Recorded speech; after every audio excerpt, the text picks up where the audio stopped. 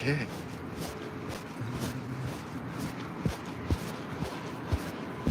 Yeah, it's cold and rainy, so.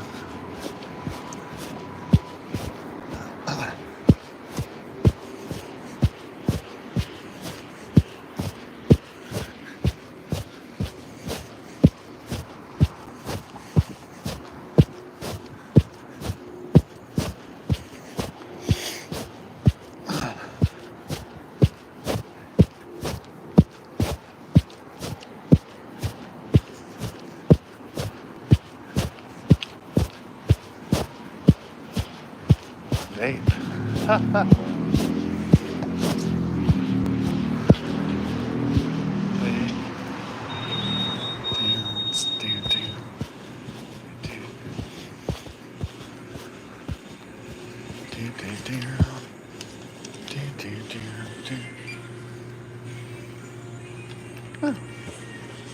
Hey, how's it going?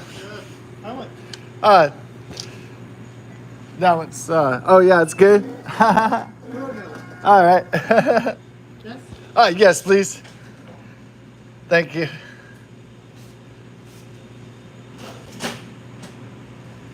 Thank you, sir.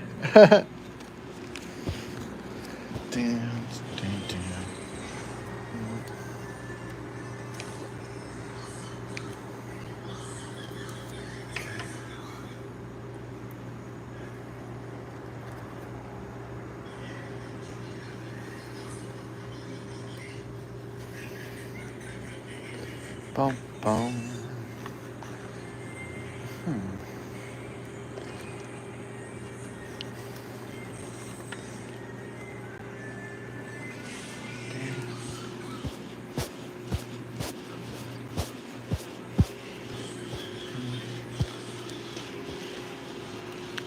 Ba, ba, ba, dum.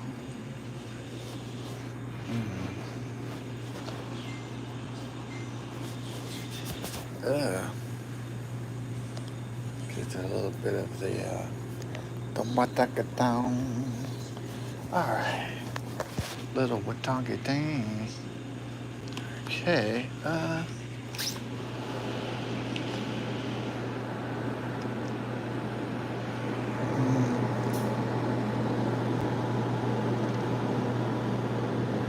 Oh yeah. A little bit of that lager down.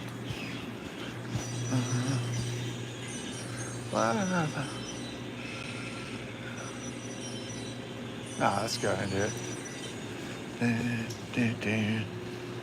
Hey, how's it going? You got cool music.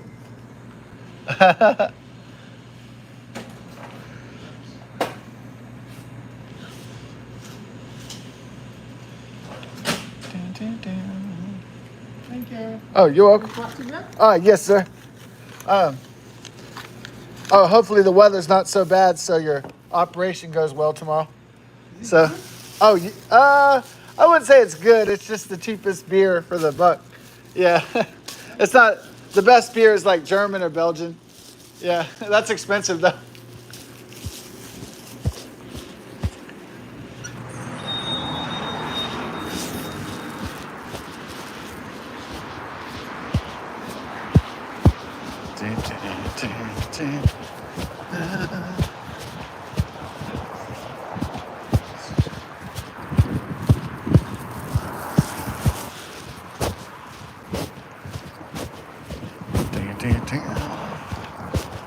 Drink a little broody.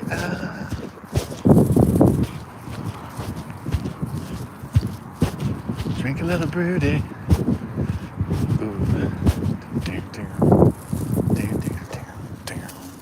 Drink a little broody. Ooh. Drink a little beer. Drink a little beer.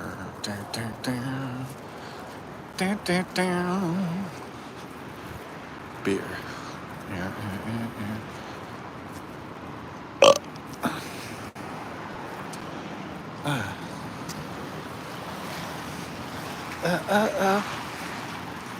Drink a little beer. Yeah, I just won $12 on the Powerball lottery. How'd I do it? Well, the method is simple, really. The method is simple. The method. Yeah. What's the method? Well, it's just an easy method. All right, so um, the method goes a little something like this. All right, so you're in Vegas, and okie doke. So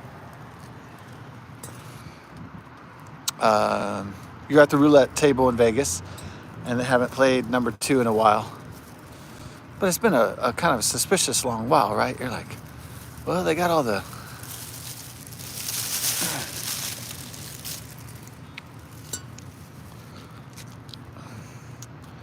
You're playing,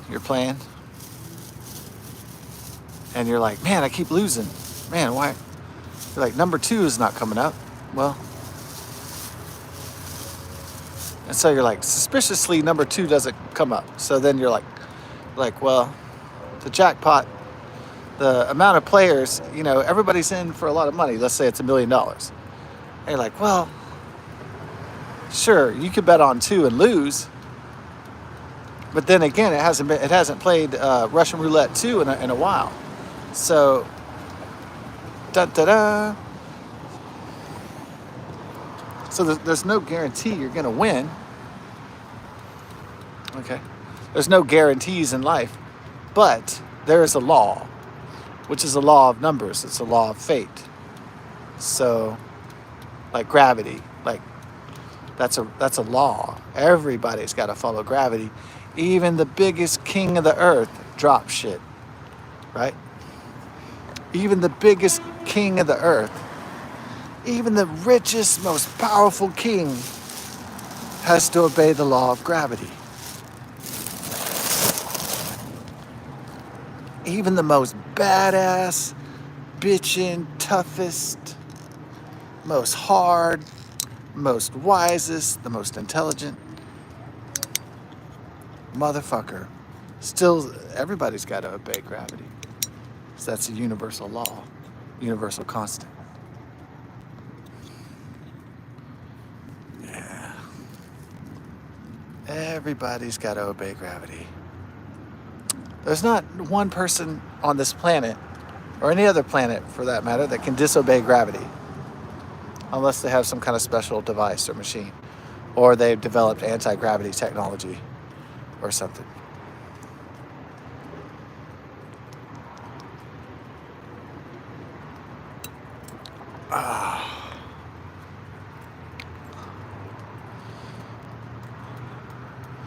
So basically, I know that now there's no guarantee with big jackpots that they have to play the number that you want. So let's say they haven't played number 8 in a long time, and the jackpot, the lottery, it goes up to, I don't know, let's say $1 billion. There's no guarantee that because it hasn't played 8 in 6 months to a year or 2 months, that 8 is going to come up. But it is $1 billion game, so why not? You only live once, right? So, worst that you could happen is lose. And then what? You're back to where you started from? But if you win, who knows how lucky you could be? So, on the flip side of the coin. So, yeah.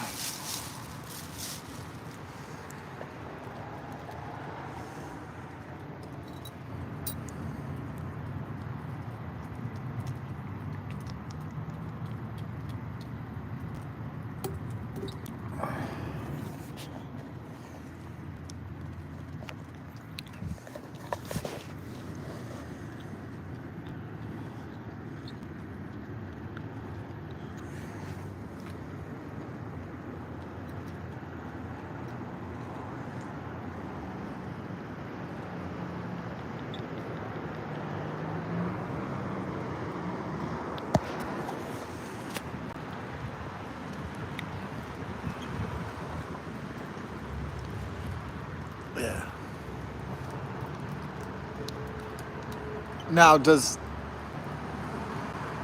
the law of odds always work? the law of numbers, like gravity, works? No, it's not. Of course, there could be a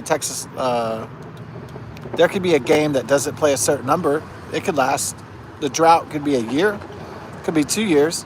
They could do it as long as they wanted to. Yeah, they could not play two for 2 years. It's not. It's not even mathematically even feasible. But just because it's improbable doesn't mean it's impossible. So, on the same token, I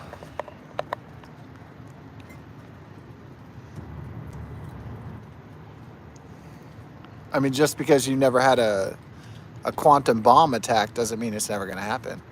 One day it probably will. Just because you've never seen a nano bomb attack doesn't mean it's never going to happen. Just because somebody's never invented anti-gravity doesn't mean it's not invented.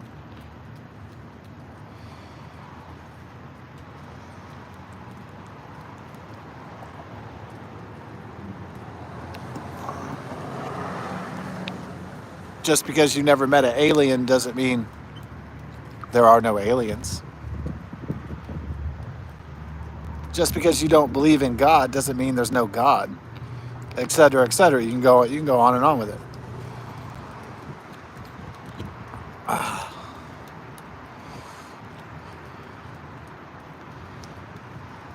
Just because people don't see something doesn't mean it's not there. So,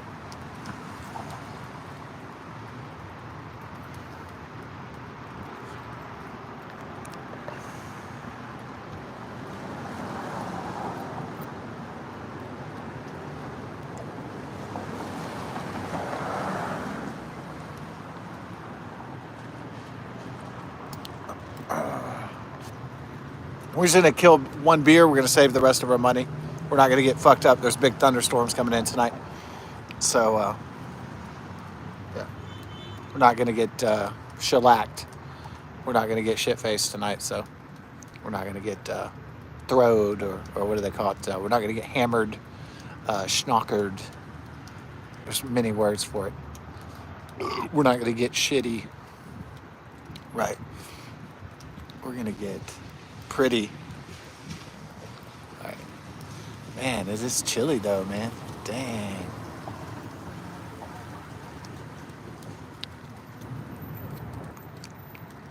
It was just kind of like, it was a white car, so I was like, hope it wasn't a cop trying to PI bust or some shit tonight. I was like, I'm not in the mood for that shit, Dawn. I'm in my own neighborhood property, so they shouldn't be able to come in here and give me a fucking PI. Unless I'm on public property. And if I do see a cop coming, I see some, I'm going to get back onto the private property, because that's we own the house. So, private property, biatch. See, if I go on public property, if I go out here, they could bust me for a PI for drinking.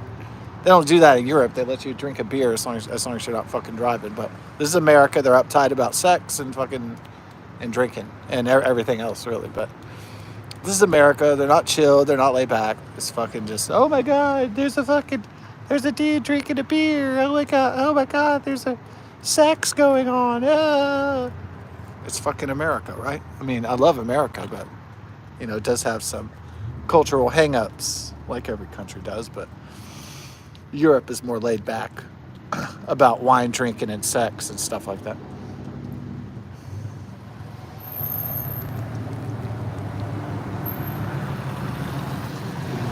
So,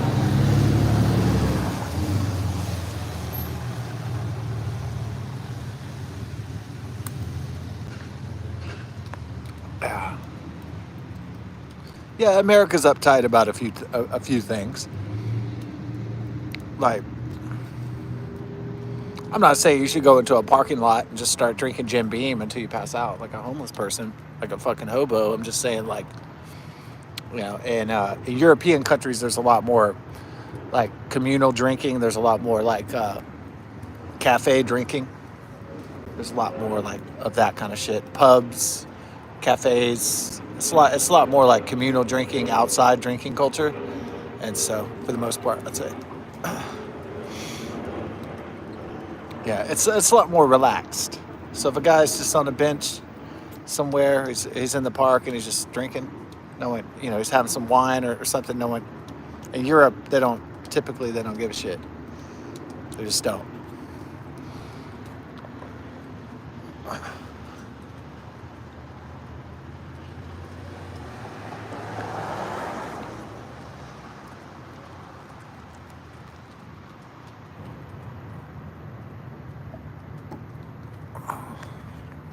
With the USA, you got to watch out, for the Big Brother and Fuzz jumping out of the bushes and shit all the time. But you don't have to be a paranoid schizophrenic.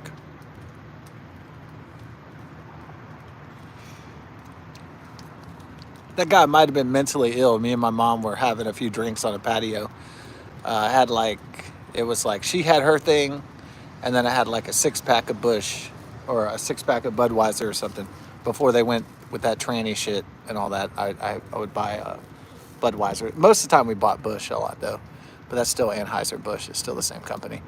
But we saw in our apartments from the patio, we had the downstairs patio, and we saw this hippie-looking guy. He was in a tree. Now, normally we don't invite people hanging out in the tree, into our place. Some random guy, you don't know what he's loaded on or whatever. But it was funny because he was in the tree and he saw us, and then he came. And he's like, "You got a beer?" And, maybe we had a buzz or something, so we were a little bit more relaxed. And I was like, "Yeah, sure, have a beer." And he's like, "Hey, nice to meet y'all." Typically, a dude like hanging out in a tree, though, we'd be like, "Oh, shit. This guy's mentally ill or he's on drugs or some shit." But I don't know. I don't know what it is, but here's the thing. White people automatically trust white people. Not always, but just sometimes. If they're clean enough, this guy was clean enough. But unfortunately, white people do this thing where they trust other white people because it's like, oh, a white person, they're not up to no good, right? And so,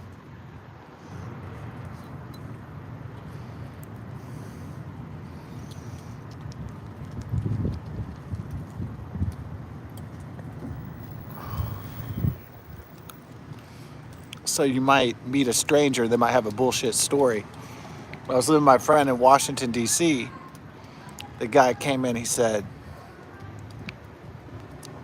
gave me the biggest bullshit story. This is when I was young and naive, like 21 years old, fresh out the gate in Washington, D.C. I'm living in the basement apartment with my buddy, Eric. He would be a computer scientist at Harvard, electrical engineer at the Pentagon. And so we're down there. We live in a politician's basement in Washington, D.C., right? Because we're just young and starting out. We don't have shit because we're like 21 years old.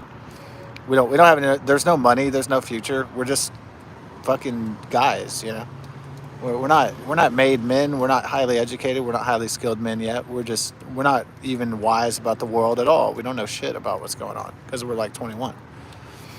And so then the guy comes up. He's some white hillbilly dude. He's like, "Hey, man, down on my luck, man, down on the job. My ex-wife, the whole fucking sob story that a con artist would do, right?" And I'm like, "Well, I'm too trusting because I'm like 21." He's like, "Oh, can I borrow $20?" And I was like, "Yeah, sure, man. Just here's $20 and just pay me back whenever you get on your feet. Come on back." Motherfucker, come back? Hell no. He was going to every single door in Washington, D.C. and going, "My wife left me in my job and I don't have any money." Bleed. Okay, he was doing that to everybody. And I don't know how much he made in the Washington, D.C. metro area, the District of Columbia, but who knows?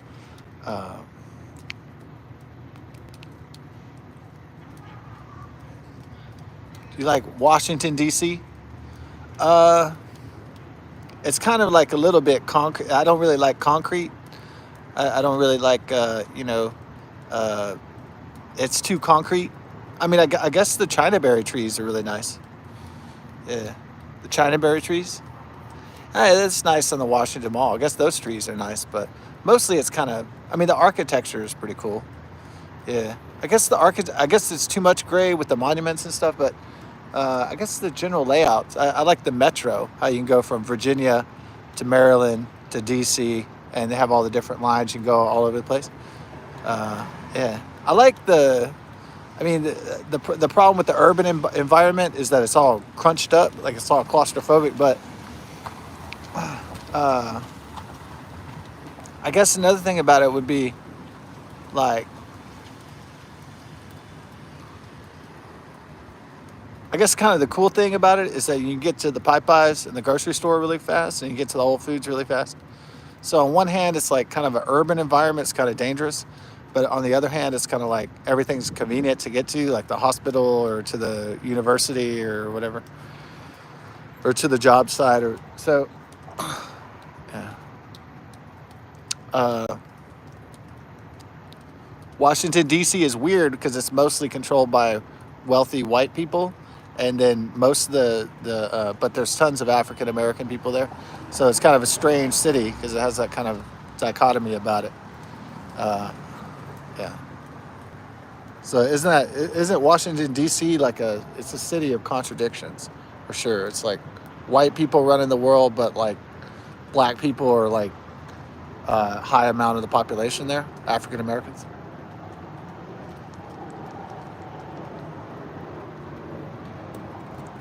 I realize that there's black people in Congress and the Senate, and there was Barack Hussein Obama, but I'm saying generally speaking, African American black people aren't running the world. Not usually, right? So I'm just saying, generally speaking.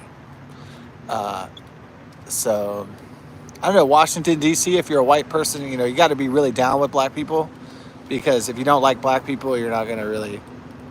It's just kind of a no go. So it's kind of a non-starter. I mean, it's easier to deal with D.C. or New Orleans if you like black people, right? So, or Atlanta, Georgia, for instance. So it's just how it is. So it helps that I'm not real racist, because that's cool. Um,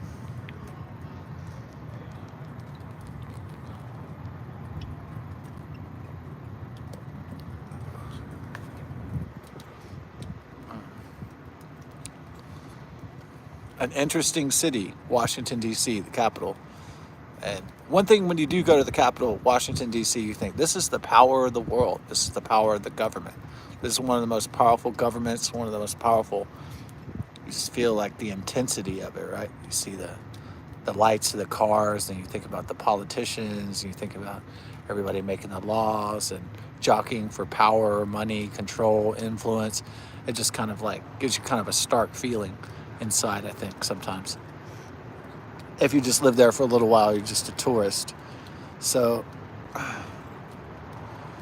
like, this is it. This is it, baby, This is the place. Yeah.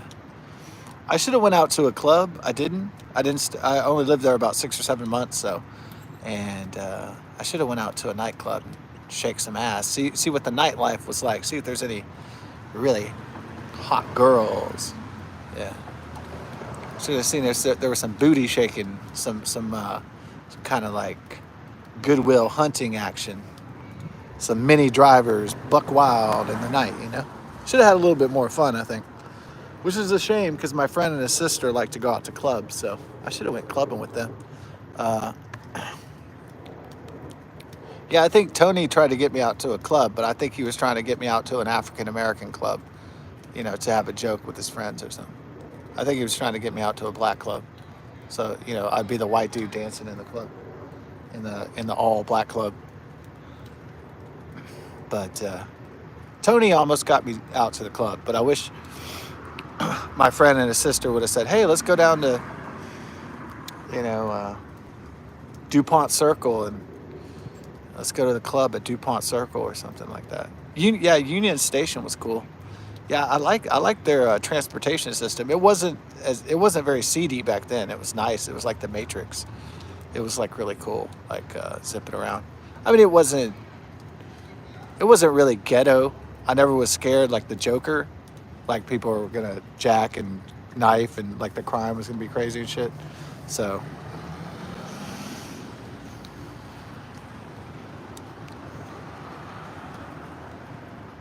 so I got a good feeling of security in the DC Metro.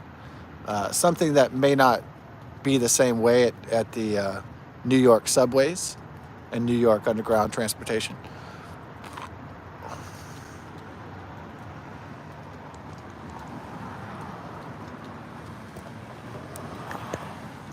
There's ghetto parts of DC, so me and my friend would go just exploring the city because we had been from Houston, Texas. That's where we were born and raised. So if we go up northeast, it's like it's like a whole different world. If we go to New York or Boston or Washington D.C., it's like, oh my God, because everything's like compartmentalized and the crime can be pretty intense. And so, yeah, one night we kind of wandered in the hood, and it was like kind of one of those hoods where it was like we wandered through a DC hood. It was like a hood that was sort of like Chris Rock was saying, like there's a baby on the corner selling crack. Like you could hear gunshots, pow, pow, pow in the night. It was pretty scary actually. So there wasn't it felt like there was a baby on the corner selling crack. That's how scary this hood was. It wasn't the scariest hood in the world. It was just, we just said, okay, we heard the gunshots, we saw the baby selling crack, and then we said, you know what, we need to get out of here. Yeah, this is not a good scene for us. So we went beep. This is not a good place to be. So, yeah, we were conscious of our environment, right? We were environment aware, or whatever they say in the news.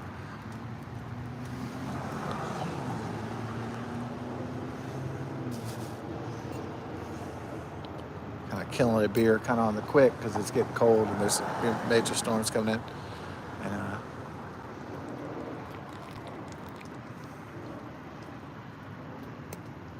I'm gonna try to kill a beer for the storms might knock out the power.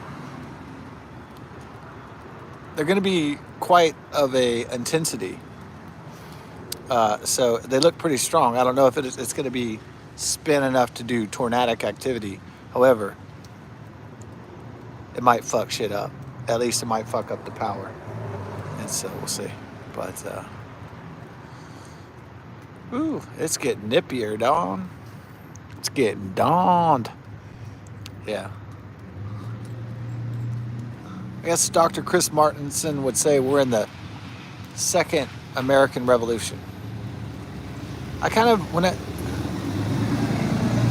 see when I see the pirate ship, and the metaphor that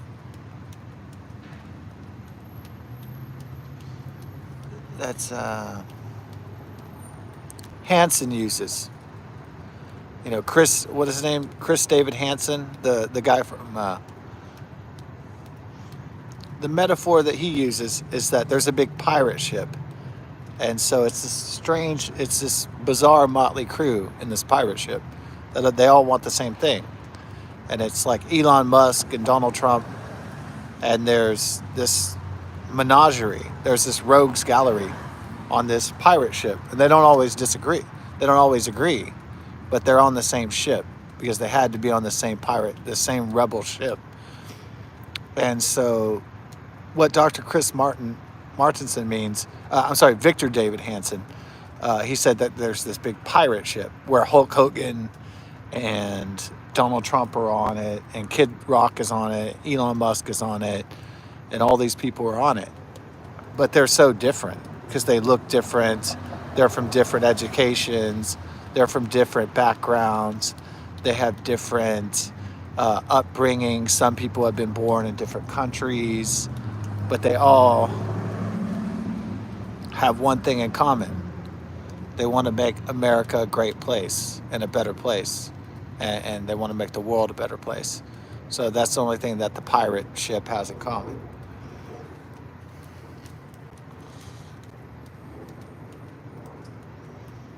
It might have brain surgeons, African brain surgeons. It might have South African billionaires. It might have Michigan rap rockers. It might have Worldwide Federation, famous wrestlers.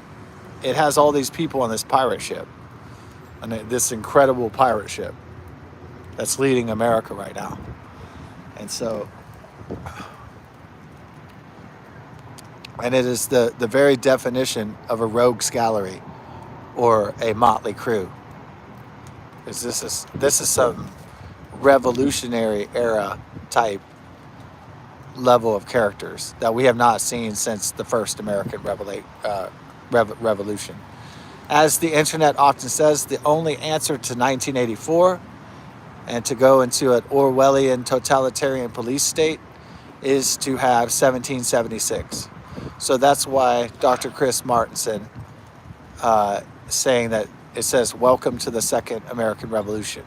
Because he's saying, like Victor David Hanson, that welcome to the next revolution in American society. So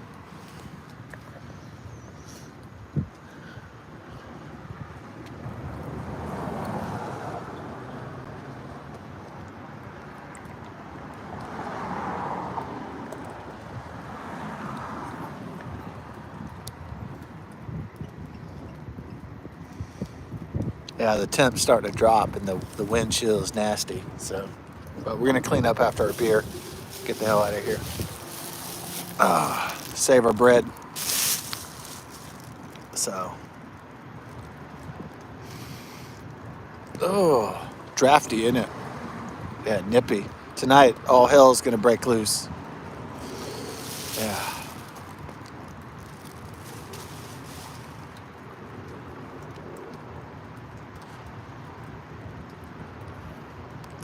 So I like this concept of the pirate ship. Defying the bureaucracy, defying the empire, defying the deep state, defying the communist, defying... I just like that whole idea of the defiance, the resistance. It's very attractive to me. So...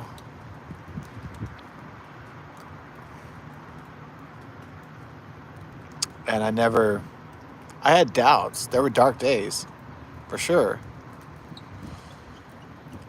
When Trump was being prosecuted by the deep state and the media was attacking him day and night, I thought, oh my God, they're going to win. The empire's going to win. And there were some days I had doubts. I said, oh my God, how is he going to recover from this? Oh my God, did he recover? It was almost miraculous in nature. But I never really gave up hope or faith, because I'm not really somebody who gives up hope or faith. Even in the darkest of hours, the darkest of times, or the darkest of sufferings, or the darkest of nights.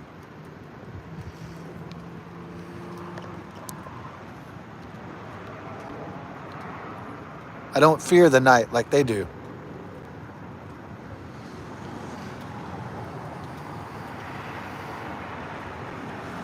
I don't fear the blackness. I don't fear the devil like they do. But they do. Not me.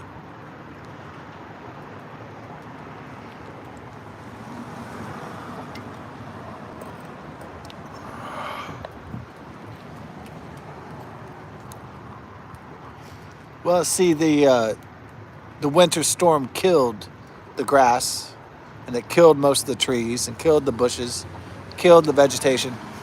So after some days of sunshine and all this rain, what you're seeing here is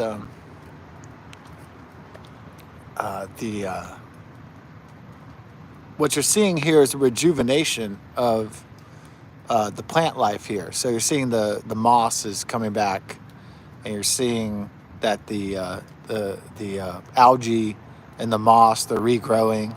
You can see it in the water, and you can see the grass is starting to sprout. It's regrowing from the photosynthesis of the sun, from the photosynthetic properties of light.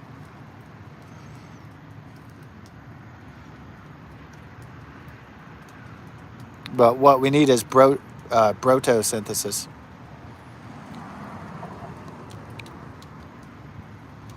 So I like to see in the water all those algae blooming and all those mosses blooming.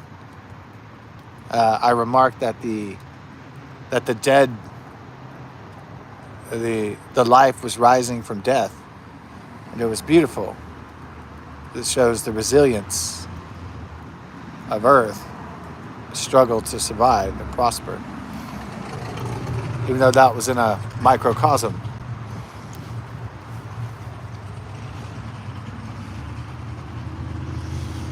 I should have worn a jacket though.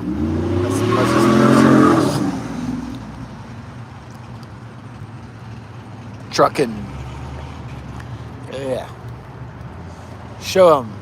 Yeah. Yeah. Yes. Show them. Show them whose truck is bigger. Whose dick is bigger. Woo. Show them how big your cock is. I'm a savage. Increase. That's good. All right. I'll drink to that.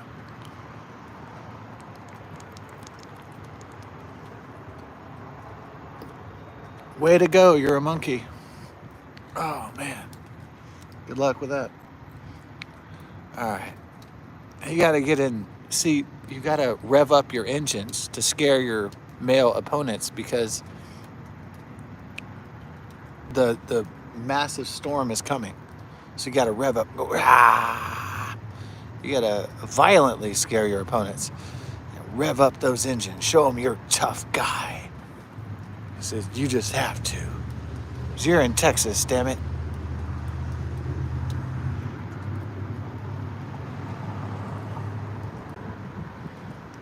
In Texas, we're cowboys. Cowboys live and die by the gun.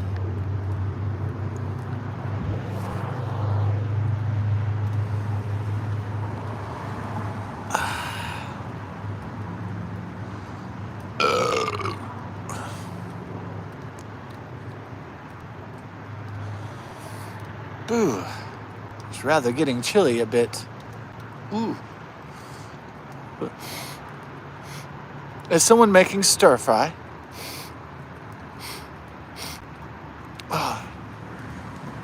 Is someone making fish fry?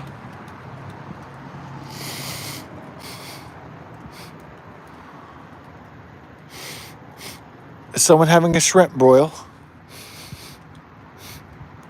Maybe it's a catfish fry. Whoa. Is it time for crawdads? Crayfish? I always thought that tradition in the bayou was rather disgusting. Crayfish. So we'd have crawfish parties in the country, and it's fucking nasty, G. Did I try a crawdad? A crawfish? A crawdad? Those are like mini lobsters. Those are like swamp crustaceans. Yeah, I guess those are like Gulf of America crustaceans. Louisiana, like those are mini crawdads. Crayfish are like mini crustaceans, and they have crawfish boils and crawfish festivals celebrating these mini crustaceans. Do they taste good? I don't know. I'm not really into that. Yeah. Would I eat it if I had to? Man, if I was starving, I would eat crawdads. But I don't actively seek crawdad. So I don't really like crayfish. But I eat, if you have some tilapia, I'll have that. Do you have catfish? Yeah, catfish tastes pretty good. That's fine. But the crawdads, that's kind of a little bit more southern hardcore, if you will, on the cuisine menu. Maybe not as hardcore as frog legs. Yeah, my stepdad used to eat frog legs. Frog legs. And chicken gizzards. Okay, man. I'm not eating that shit. Sorry. So, I never ate frog legs. I ate crab, though. I was like, there was nothing. I mean, what? I was gonna be a kid, say I don't like crabs, and then my dad would be like, okay, you're gonna starve, and I'd be like, all right, I guess I like crab now. Crab meat wasn't that bad though, so no big deal. No harm, no foul.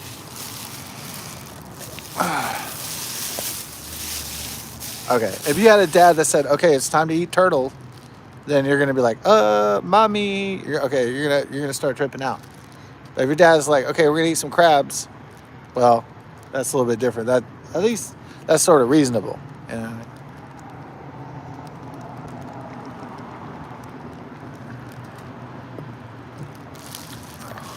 But if your dad's like, we're gonna have turtle soup, then I mean, at least in America, you're gonna say, okay, time to call Child Protective Services. Okay. So if it's, you know, shrimp, yeah, that's all right. Shrimp, Bubba Gump Shrimp and Company, sautéed shrimp, boiled shrimp, grilled shrimp, baked shrimp, Sean Kemp, shrimp soup, shrimp salad, shrimp.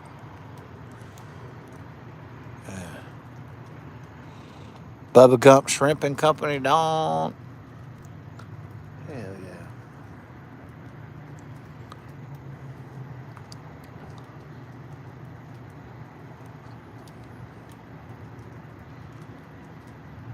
But every time in the neighborhood they said it's it's fucking crawdad party. I'm like, fuck, What they do is they boil the crawdads and then people eat the heads off. But then they put fucking corn in there. I know what I did. I went in there and I said, I don't like miniature wannabe lobsters. So I was like, fuck that. I don't want muddy crustaceans. So I bet I just got the corn. It was boiled in the same water, but but the corn was really good, so I just got that out of there. I don't like crawdads, you know, as I said 30 times ago. So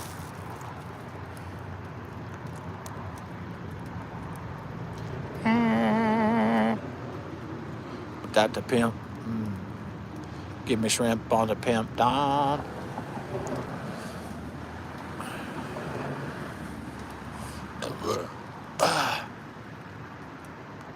Shrimp on a pimp dom.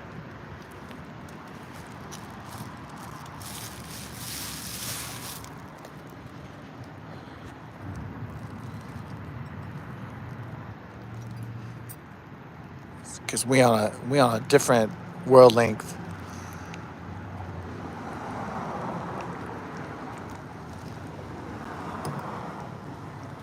Got the minivan,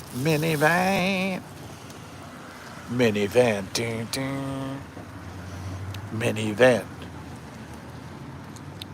I got a van, but it's mini, and it seats plenty many. I got the minivan, ding. Minivan. Do they have a song about minivans yet? Man, well, I just wrote one, so everybody relax. There wasn't a song about minivans yet. Then y'all chill, because I just handled it. Yo. Minivan, minivan, minivan, minivan,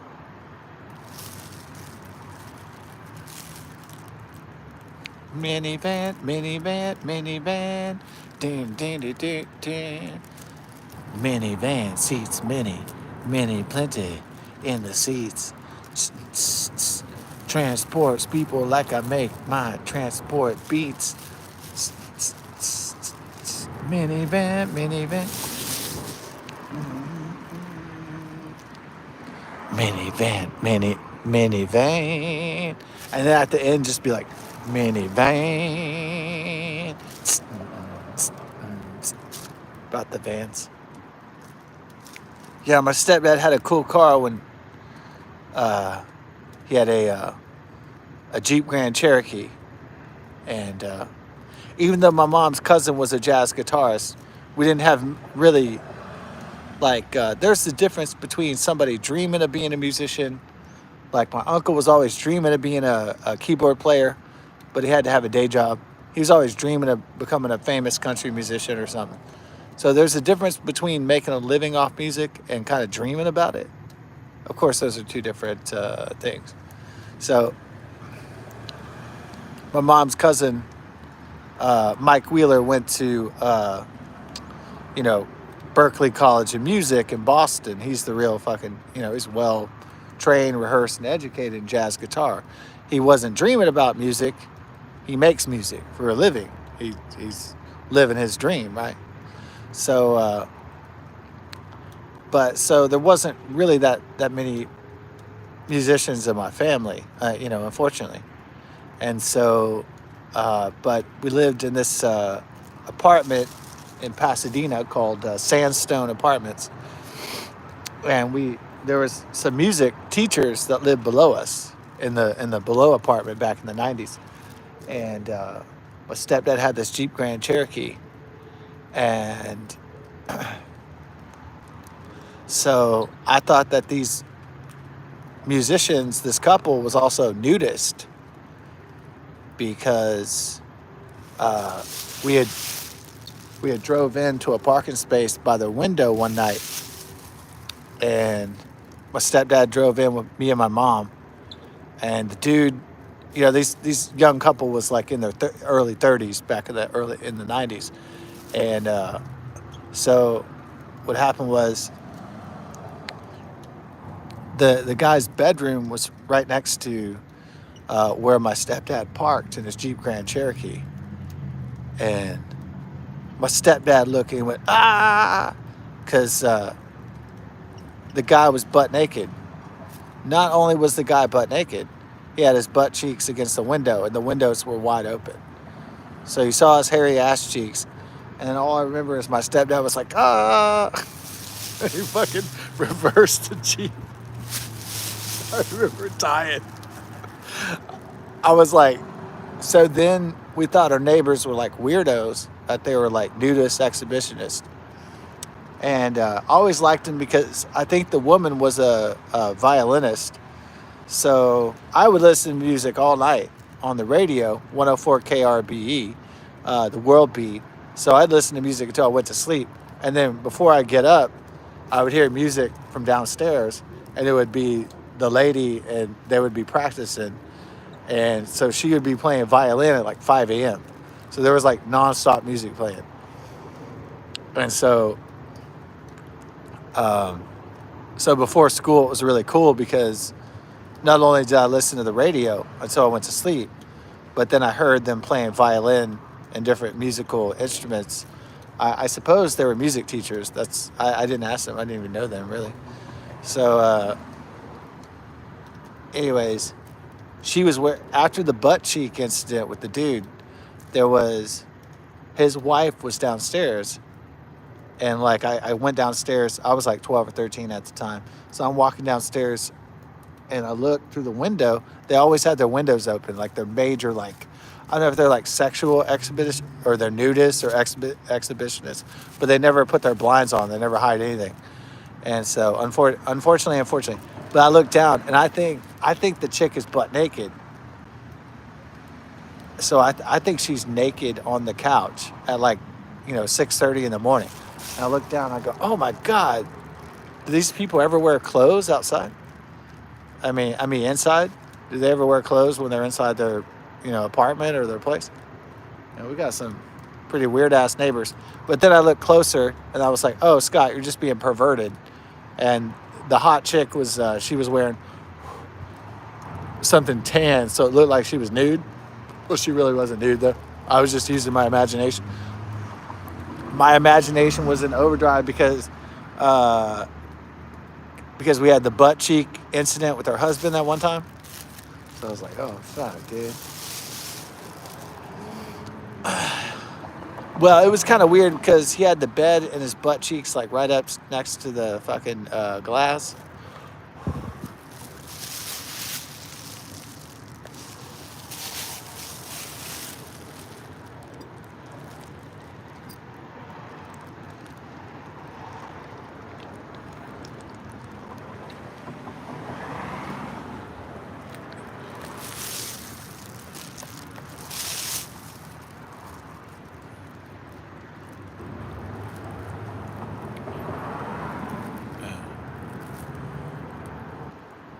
What would have happened if she was naked and I was like 13 and I looked at the woman, even though I know she was married, she was butt naked and she was just staring at me and shit through the window. I would have been like, there's a naked woman.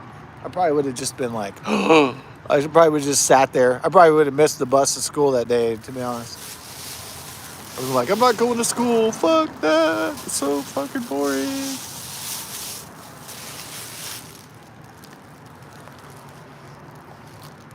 I mean, guys, you go to school because there's like hot girls there, right? You don't go there to learn shit.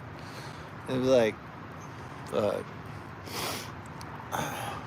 no, people go there to learn or whatever. Whatever. So, yeah, and people go to business school to help humanity or something.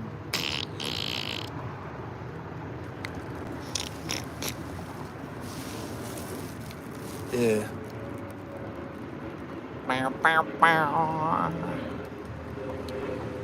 Yeah, we're about to be declared MIA, Dawn.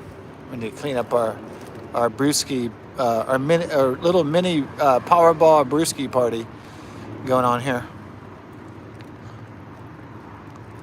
I've always known that life wasn't what was there. The secret to it was knowing what wasn't there. That was always the secret to everything. Yeah. What's there is evident. What is hidden is not so evident. So,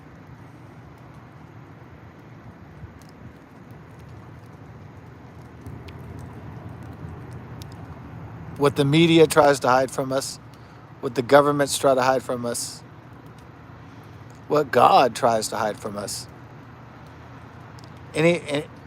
what anybody tries to hide from us must be the truth. So that's the true truth. It's something that's unknown that should be known. So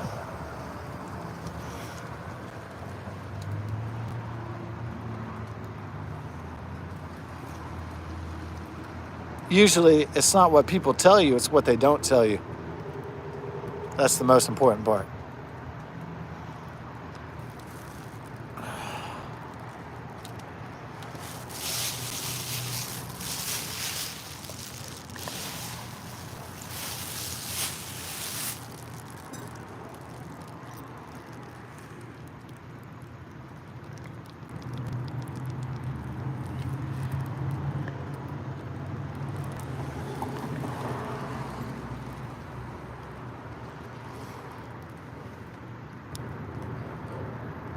Sorry, the temperature's dropping rapidly, and it's cold, wind chill. It's rainy, wet, and not very comfortable. I'm going to go inside soon because it's rather distressing, I guess, in a particular sense. God bless and best of success. Never give up. Always believe. Maybe your dreams will come true. Thanks for watching.